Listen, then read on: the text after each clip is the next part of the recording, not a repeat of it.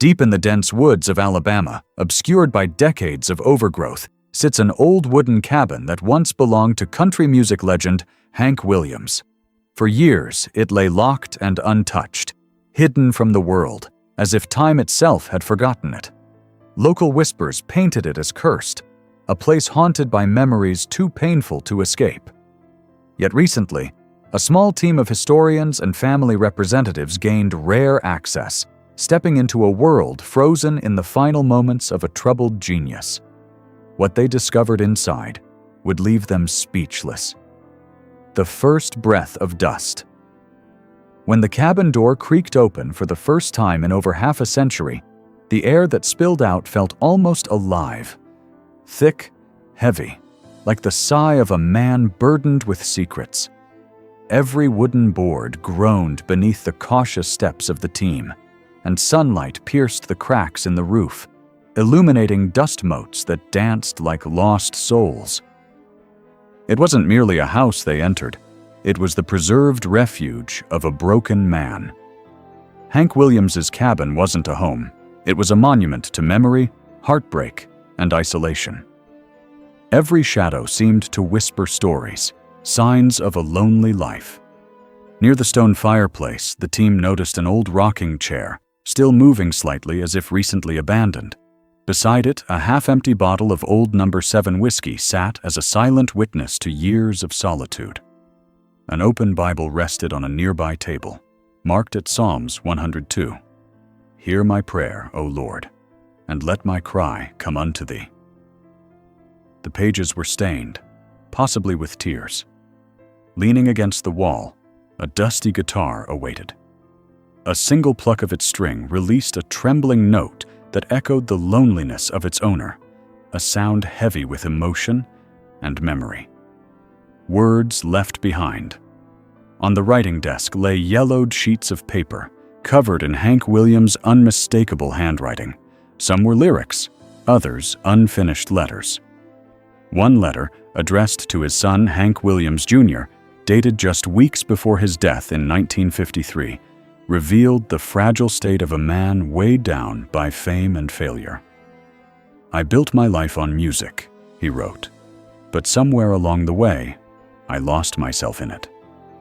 These words, filled with pain and sincerity, revealed a man struggling to reconcile his public legend with his private despair. His life, the note implied, was a constant battle between applause and emptiness. Love and resentment pinned to the wall behind the desk was a photograph of Audrey Williams, Hank's first wife. Her face was torn in half, then repaired with tape, a visual metaphor of the contradictions in their relationship, affection intertwined with resentment. Beyond this, a hidden crawl space contained more artifacts, an old suitcase filled with notebooks, a pocket watch stopped at 5:30, and a reel-to-reel tape labeled December Sessions. Each item captured moments of intimacy and anguish, songs that were never recorded, and lyrics that existed only in the private world of Hank Williams' thoughts. The hidden compartment. As the crew explored further, they discovered something unusual, a hollow section of the wall in the main room. Carefully prying away the old planks revealed a small wooden chest, sealed for decades. The smell of aged paper and tobacco filled the air when it was opened. Inside were Hank's personal journals, black and white photographs, and a letter marked, "Do not open until I'm gone." His handwriting was shaky but unmistakable. These journals, dating back to late 1952, revealed a man fully aware of his mortality and tormented by the weight of fame and personal struggles. Confessions in ink. Hank Williams' journals spoke of relentless darkness and sleepless nights, of the feeling that God had turned away from him. "I see my name in lights," he wrote, "but when the lights go out, I'm just a lonely boy from Montgomery trying to find his way home." He chronicled his failing health, back pain, dependence on painkillers, and the relentless sorrow that drove him to drink. Yet amidst this despair, his longing for redemption shone through. "If the Lord lets me sing one more good song," he confessed, I'll make it one that saves me. Letters of the heart. The chest also contained letters that revealed Hank's most personal thoughts. One was addressed to his mother, Lily, expressing gratitude for her love despite his failings. Another, to an unnamed woman, poured out guilt and self-reproach. "You saw the man, not the myth. That's what scared me the most," he wrote. There were photographs too. Hank by a lake with a guitar, and another smiling with a young boy believed to be his son. One image puzzled the team. Hank standing beside an older man resembling him, captioned, "Me and my shadow, 1948. Scholars speculated whether this was symbolic or something darker, an omen haunting him. Living in torment. The artifacts revealed a stark truth. Fame had been both Hank Williams' gift and his curse. The songs that had once charmed audiences now felt like confessions of a man drowning in isolation. Hits like "I'm so lonesome I could cry," "Your Cheatin' Heart," and "Cold." "Cold Heart" resonated differently when seen in this context, less as chart toppers, more as cries for help.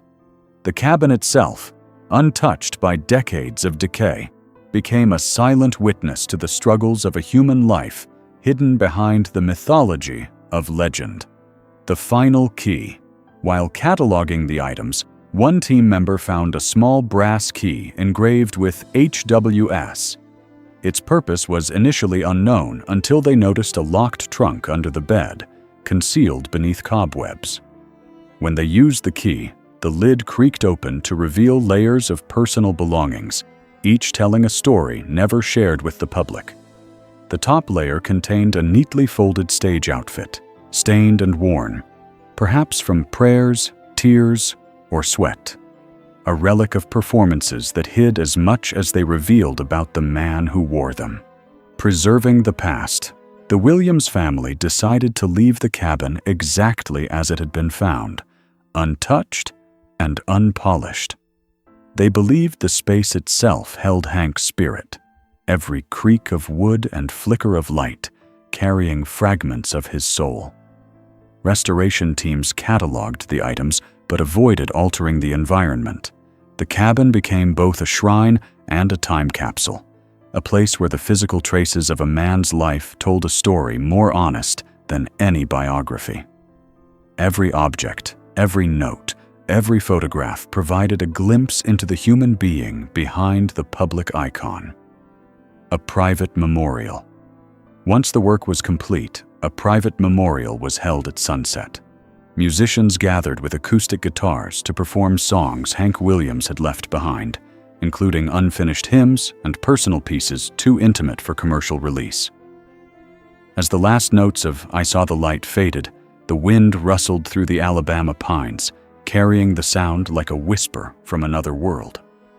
Some attendees claimed to hear a faint, distant voice hum along, a spectral echo of Hank himself.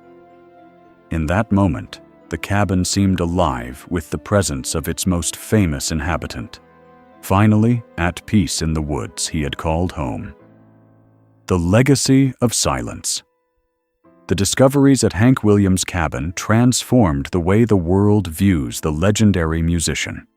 Beyond the hits, the fame, and the public persona, the artifacts revealed a man of deep emotion, yearning for love, forgiveness, and redemption. His pain and devotion, captured in journals, letters, and personal items, painted a portrait far more human than legend or myth. Decades later, as the Alabama sun sets behind the trees, the cabin remains a silent testament, not just to a musician, but to a man who expressed his soul through song and left behind a silence that speaks louder than any applause.